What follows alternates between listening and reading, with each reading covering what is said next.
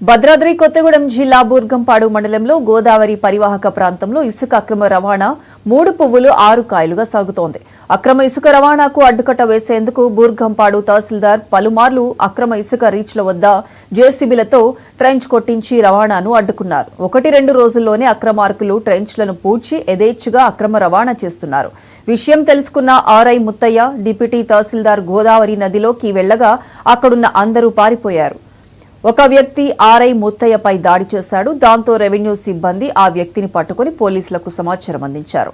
ఆ వ్యక్తిని అదుపులోకి తీసుకున్న పోలీసులు ట్రాక్టర్ను సీజ్ చేసి తహసీల్దార్ కార్యాలయానికి తరలించారు. దాంట్లో మా ఆర్ఐ గారు, ఎన్ఆర్ఐ గారు, ముత్తయ్య గారు, నేను పీటీని, దాంతోపాటు ఆర్ఐ గారు అసిస్టెంట్, రికార్డ్ అసిస్టెంట్ వినోద్, మా డ్రైవర్ అందరం కలిసి వెళ్ళాము. అయితే బ్రిడ్జి పైన ఒక ట్రాక్టర్ని మేము పట్టుకోవడం జరిగింది. బ్రిడ్జి కిందకి చాలా ట్రాక్టర్లు ఉన్న సమాచారం మేరకు మేము మన బ్రిడ్జి కిందకి వెళ్ళడం జరిగింది. వెళ్ళిన తర్వాత మరి అక్కడ ఏ ట్రాక్టర్లు లేకపోవడం గమనించాము. సరే అని చెప్పేసి అసలు ఏం జరుగుతుందని ఏమైనా ట్రాక్టర్లు ఉన్నాయా అని చెప్పేసి వెళ్దామని చెప్పేసి ముందుగా వెళ్తున్నప్పుడు ఒక మీడియా అన్నగారు కూడా వచ్చారు.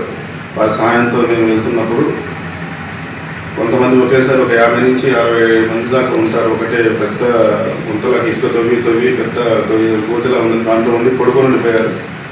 మేము అక్కడికి పోయేసరికి వాళ్ళందరూ ఒకేసారి మా మీద దాడికి వచ్చారు. ముందుగా ఆర్ఐ గారు, ముత్తయ్య గారి మీద అసలు కాలు పట్టుకుని లాగేసి అతని మీద అటెంప్ట్ అసలు మాకు భయం వేసింది అనమాట. మేము నలుగురే ఉన్నాము. ఆర్ఐ గారిని బాగా చికారు చేయబోయారు.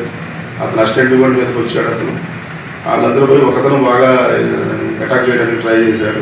ఇక అతని మీడియా మిత్రులు చాలామంది రావడంతో ఆ సందర్భంలో వాళ్ళ సహకారంతోనే మేము వాళ్ళు పట్టుకుని మా రెవెన్యూ మా వాళ్ళతో సపోర్ట్తో